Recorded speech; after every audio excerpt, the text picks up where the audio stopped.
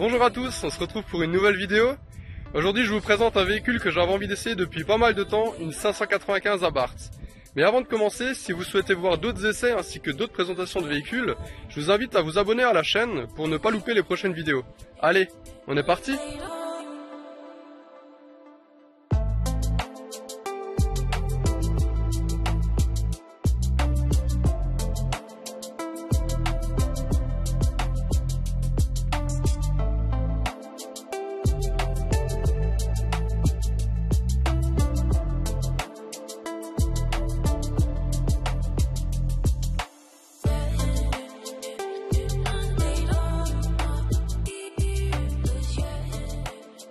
Et donc voilà la petite bombinette italienne, ici dans sa version 2021, reconnaissable notamment avec cette teinte bleu mat, nommée bleu rallye, qui fait référence en fait à la Fiat Abarth 131 rallye de l'époque, qui avait un bleu assez spécifique aussi. Moi je trouve ça vraiment sympa, ça change un petit peu des couleurs métallisées qu'on a habituellement. Elle est aussi reconnaissable grâce à ce body kit, qui est apparu sur l'édition 70e anniversaire, qui si vous vous souvenez avait une teinte menthe assez claire comme ça. Avec donc ces élargisseurs d'ailes et ces bas de caisse en blanc cassé, c'était plutôt joli. Et maintenant en fait ils l'ont mis en option donc à 2500 € sur les Competizione, sur les peintures mat. Donc moi j'aime bien, franchement ça donne un petit côté, ça la muscle encore un petit peu. On va passer sur cette face avant on la connaît, hein. Ça fait pas mal d'années qu'elle est sur le commercialisé, donc on commence à la connaître. On a ici le logo Abarth avec le scorpion qui fait référence, si vous ne le savez pas, au signe astrologique du fondateur d'Abarth. On a pas mal de prises d'air, d'aération. Ici on en a une centrale avec l'inscription Abarth. Je ne sais pas si on peut bien le voir à la vidéo, mais on a l'inscription Abarth. On a donc cette lame qui peut être en carbone avec un pack carbone en option. Avec les coques en rétro et un élément à l'intérieur. Alors ce véhicule là ne dispose pas de ce pack. En revanche il a quand même l'élément à l'intérieur qui est plutôt joli, je vous montrerai ça plus tard. Et donc ouais, une face avant qu'on connaît, hein, des feux xénon qui éclairent plutôt bien même si c'est pas du LED. Et non, franchement c'est plutôt correct. On va passer sur le profil. On est sur des pneus de 205/40 en 17 pouces. On a des nouvelles jantes Monte Carlo, qui sont plutôt sympas, même si je trouve qu'elles sont un petit peu trop simples, je veux dire, comparées aux autres jantes d'Abarth. Mais ça reste assez joli. On a des étriers 4 pistons Brembo, donc ça freine assez fort avec des disques ventilés de 305 mm à l'avant et 240 à l'arrière. Donc ça marche plutôt pas mal. En termes de suspension, on est sur 4 conis aux 4 coins, logique. Avec une technologie FSD, donc c'est plutôt sympa aussi sur la route, on vous montrera ça plus tard. On a donc les élargisseurs d'ailes avec ces bas de caisse plus proéminents que généralement. On a ici les rétroviseurs avec une partie en noir texturé, parties qui sont, il me semble, si je dis pas de bêtises, sur les Competizione, avec donc tous les plastiques comme les poignées, les monogrammes, etc. Ici on a, en parlant de monogramme, le monogramme Abarth est 595 comme toujours. Petit détail qui a son charme. On a l'antenne cachée, je te laisse venir, avec le petit scorpion. Alors c'est plutôt joli, c'est en option aussi il me semble. Du moins sur certaines versions, mais je trouve ça plutôt sympa. Ici on a le béquet qui termine le toit, assez proéminent lui aussi, qui donne une petite touche d'agressivité. Et sur l'arrière, alors on le connaît aussi comme la face avant, mais elle perd pas de son charme honnêtement cette Abarth. On retrouve le logo avec les parties en noir texturé, le monogramme 595 et Competizione, comme on est sur une version Competizione, logique. Et puis ces feux donc de phase 2 avec encore la petite peinture à l'intérieur. Je trouve ça vraiment sympa, heureusement qu'ils ont fait un restylage. C'est vraiment joli. Et puis en dessous, hein, la ligne Monza, qu'on connaît tous, la ligne Record Monza, qui chante super bien, ça vous vous en doutez. On vous fera écouter ça tout à l'heure avant de partir. Ainsi qu'un diffuseur avec le petit rappel encore en bleu là, qui est plutôt joli. Alors moi franchement je suis fan de cette teinte. Je pensais pas que ça allait rendre aussi bien et puis même en photo c'est super. Ça change vraiment de ce qui se fait d'habitude. Et c'est vraiment sympa, surtout avec ce body kit et ces jantes grises. Non franchement moi j'aime bien, j'adore, j'accroche. Et puis ça donne encore, comme dit, un côté encore plus bodybuildé à la 500 Abarth. Et que dire de plus, hein. C'est une 500 Abarth mais bon, encore en plus belle quoi.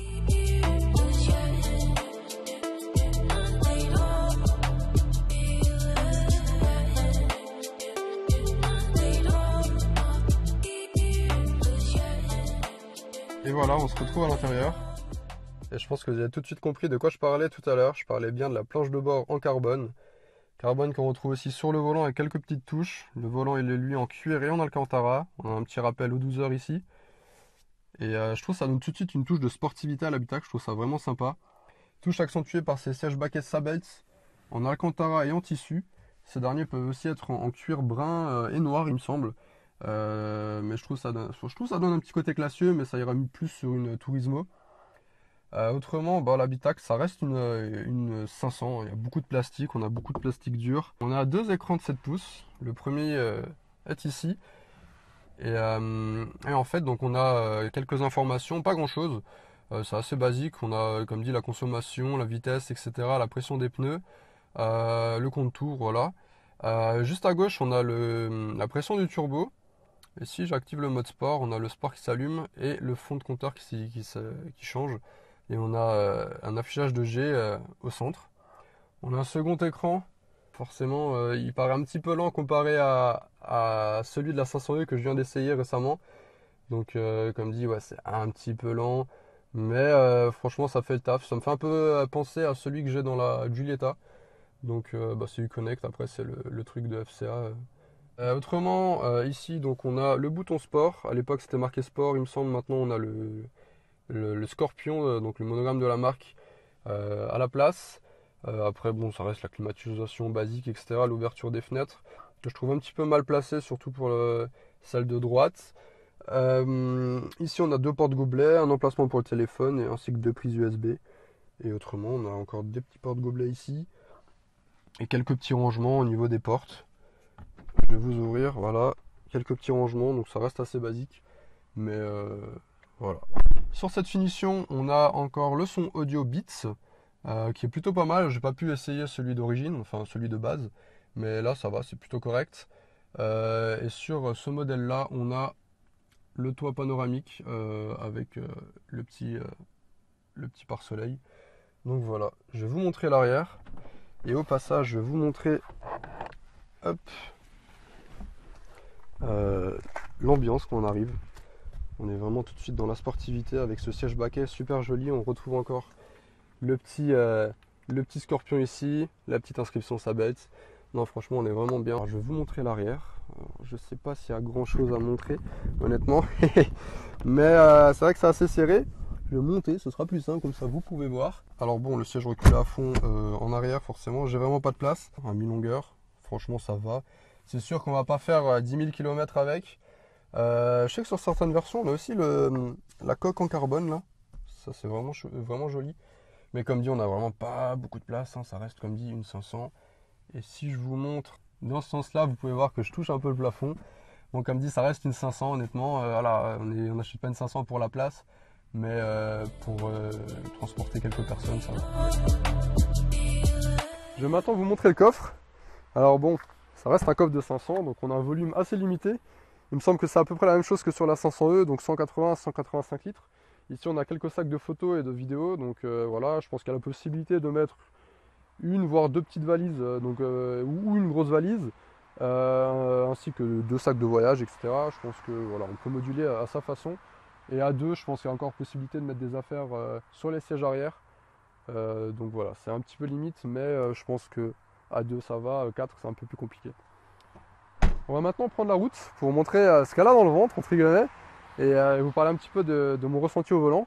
Mais d'abord, on va vous faire écouter la sonorité du Records Monza. Donc allez, hop, c'est parti, hein.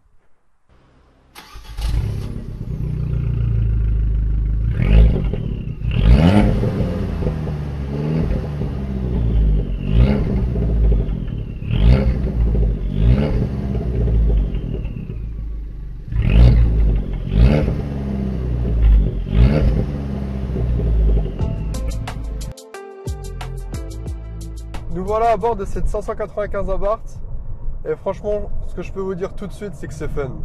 Franchement c'est un plaisir, ça tient, ça pousse et franchement non, c'est vraiment sympa sur les petites routes de montagne comme ici.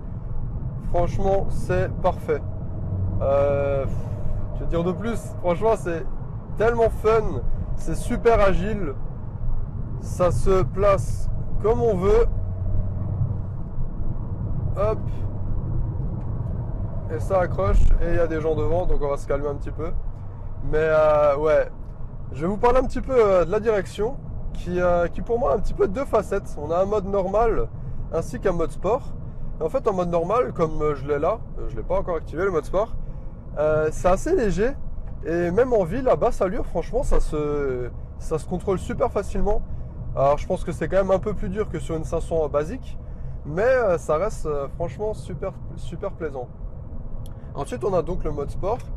Et quand on active le mode sport, donc la pédale devient un peu plus sensible, la direction se durcit et forcément les clapets s'ouvrent. Donc on a un petit peu plus de sonorité. Je vais vous en parler un peu plus tard aussi d'ailleurs d'elle. Au niveau des suspensions, je suis pas sûr que ça change quelque chose. J'ai souvent d'ailleurs entendu dire en parlant d'elles qu'elles sont raides et que c'est inconfortable. Alors honnêtement, franchement, alors certes c'est raide, ça je peux pas nier, c'est quand même assez dur, mais même après avoir roulé plusieurs heures et pas mal de kilomètres, honnêtement je trouve pas ça inconfortable. Je suis bien posé dans les sièges baquets. Bah tiens, une Abarth. Sièges baquets, par contre en conduite sportive ils sont un peu, ils maintiennent pas assez à mon goût. Je trouve ça un petit peu limite, mais ça va. Ça dépend sûrement les gabarits. Moi je suis assez fin, donc je me balade pas mal dans le siège, on va dire. Mais ouais. Et la direction, je reviens sur la direction. Alors elle transmet pas beaucoup d'informations dans le volant, mais étrangement ça me dérange pas. C'est quand même super fun. On sait quand même où est-ce qu'on la place, on le sent, mais on n'a pas plus l'impression que ça de sentir les roues dans le volant, quoi.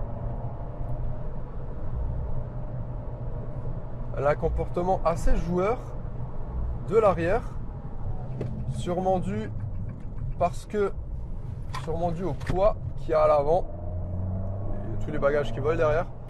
Au poids qu'il y a à l'avant, je veux dire que quand on est vraiment en appui et qu'on gaze pas mal en sortie de virage ou même dans le virage, on sent que l'arrière a envie de chasser un petit peu. C'est assez drôle, c'est assez fun à conduire. Franchement, c'est vraiment sympa. Sur les petites routes comme là, on s'éclate. Je vais maintenant vous parler donc de l'échappement. On va activer le mode sport pour ouvrir les clapets. Ça chante quand même pas mal, mais le souci c'est que c'est seulement à partir de 4000 tours minute. Du coup en fait jusqu'à 4000 c'est un peu long et c'est un peu frustrant parce que on n'a pas vraiment de sonorité, même clapet ouvert, donc c'est assez frustrant. Après à bas régime, je veux dire, quand on est à l'arrêt, elle fait pas mal de bruit, même beaucoup de bruit, et je trouve ça vraiment sympa. Mais à partir de 1200 tours, ça s'arrête net. Du coup, vraiment c'est frustrant, et ça reprend à 4000. Mais jusqu'à monter à 4000, il faut déjà pas mal donner, quoi. Donc c'est un peu frustrant. Après, le turbo, franchement, il pousse vraiment fort. Il prend un peu de temps à charger, mais une fois qu'il est chargé, c'est que du bonheur. Et non, franchement, ça marche super bien. Ah là là, la sonorité de la... Non, franchement, il n'y a rien à dire. C'est quand même super plaisant, hein. Je suis pas mal étonné d'ailleurs sur le fait que elle s'ouvre pas tant que ça, avec autant de puissance sur le train avant. Enfin, autant de puissance en soi, c'est pas énorme non plus. Mais vu que le turbo, il souffle vraiment fort, je m'attendais vraiment à ce que ça parte un peu de l'avant. Et de ce que je vois là, pas tant que ça, donc agréablement surpris. Au niveau du freinage, comme dit, on est sur les Brembo, sur un étrier 4 pistons Brembo, donc ça freine vraiment bien. Sur la longévité, je sais pas trop. Comme dit, sur route, c'est un petit peu compliqué de vérifier ça. Sur circuit, c'est un peu plus adéquat. Mais là, de ce que je vois, ça va. Franchement, c'est vraiment sympa. On va refaire un petit demi-tour ici. On va refaire cette petite route qui est fort sympathique.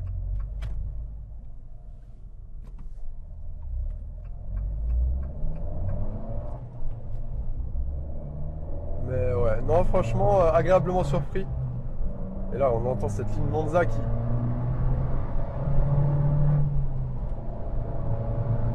chante, mais qui chante pas assez. C'est malheureux. Franchement, c'est un peu frustrant. En conduite sportive, ça va, mais quand on roule vraiment normalement, on l'entend pas assez.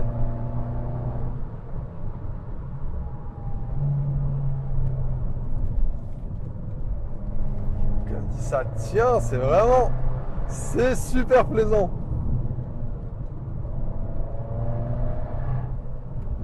Je pensais vraiment pas que ça allait être aussi fun une Abarth, mais franchement, quel pied. Je m'en lasse pas. Vraiment, je m'en lasse pas.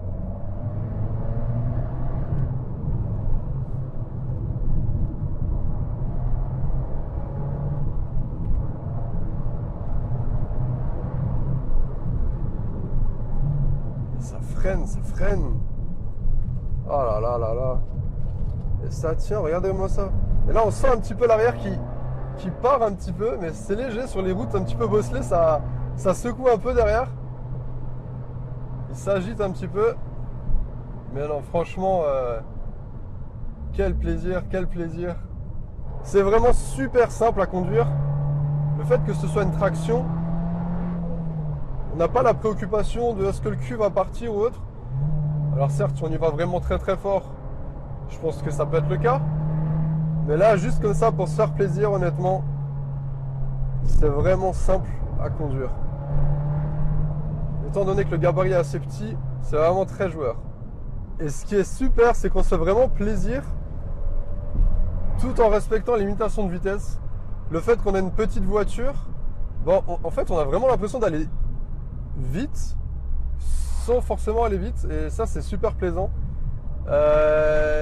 Même si on est assis super haut, on a vraiment ce sentiment de petite bombinette assez basse, comme typiquement le Ma MX-5.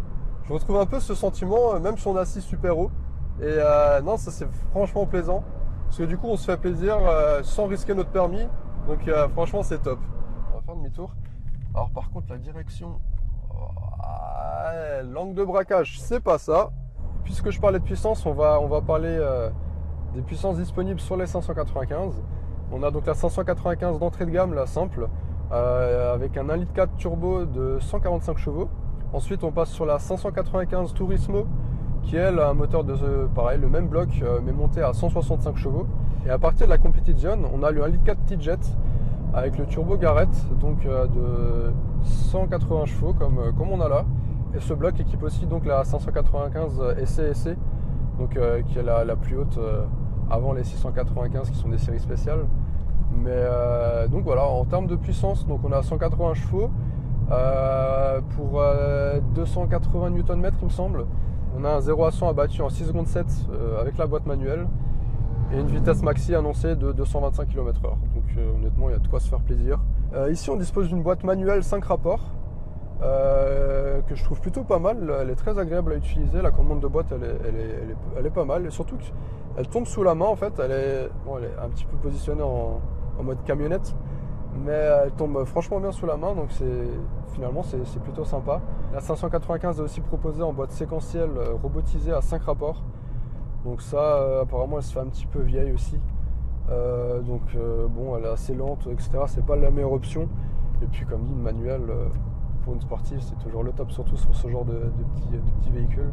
On va rapidement parler de la consommation, même si je vous avoue, je la regarde pas vraiment. Mais elle est annoncée donc pour 6,9 litres au 100. Et pour ma part, là, je vais regarder rapidement. Avec le col et en ayant roulé assez fort, je suis à 9,2 litres au 100. Donc franchement, je trouve ça assez correct, sans vraiment faire gaffe, comme dit, à rouler tranquillement en éco-conduite ou autre. J'ai fait un peu de ville, j'ai fait quelques cols, j'ai fait un petit peu de départemental. Donc 9 litres au 100, c'est vrai que ça peut paraître beaucoup pour une voiture de ce gabarit-là. Mais honnêtement, ça va. Après, c'est vrai qu'il faut souvent aller à la pompe, parce que le réservoir il est assez petit, il fait 35 litres. Donc c'est vrai qu'avec avec ce genre de consommation, on va souvent à la pompe. En daily, c'est peut-être un petit peu relou. On va maintenant parler des tarifs. Alors les 595 sont proposés en carrosserie berline ainsi que cabriolet. Et donc ici on a une 595 Competition proposée d'entrée de gamme donc à 27 290 € pour la version berline. Et la version cabriolet elle proposée à 29 790 €. La 595 d'entrée de gamme, donc la simple, est proposée à 20 790 €. La cabriolet elle proposée à 23 290 €. Alors j'avais prévu de faire quelques passages vus de l'extérieur. Alors comme vous avez pu voir, il y en a un ou deux. C'est pas beaucoup, je suis désolé. Je pense que vous avez aperçu quelqu'un derrière, c'était Pauline. Elle m'a aidé pour quelques rushs, mais aujourd'hui je suis tout seul et on a totalement oublié de réaliser ce genre de rush. Donc excusez-moi de ce point-là, mais j'espère que là vous entendez quand même assez bien la sonorité de la ligne Monza. Pour les fans de rallye, là on est typiquement sur une route qui était dans une spéciale lors du rallye de France quand il était en Alsace. Une route super sympa, juste derrière chez moi. C'est vrai que c'était super plaisant d'avoir le rallye championnat du monde WRC juste un village derrière chez moi. Donc ça c'était vraiment super plaisant. On pouvait en profiter, c'était cool. Il y avait le départ justement dans ce village dans lequel on arrive là. Ouais, non, ça, des super souvenirs. Vous l'aurez compris, cette 595, je l'adore. Comme je vous ai dit tout à l'heure, ça fait très longtemps que je voulais en essayer une. Et je suis comme un enfant là, c'est vraiment super kiffant à conduire. Donc ouais, je suis vraiment content. Je pensais pas que ça allait être aussi fun à conduire. Mais là, sur des petites routes, c'est le top. On a une direction qui est quand même super précise, ça tient, c'est un petit peu joueur, comme je vous ai dit, et franchement c'est le pied.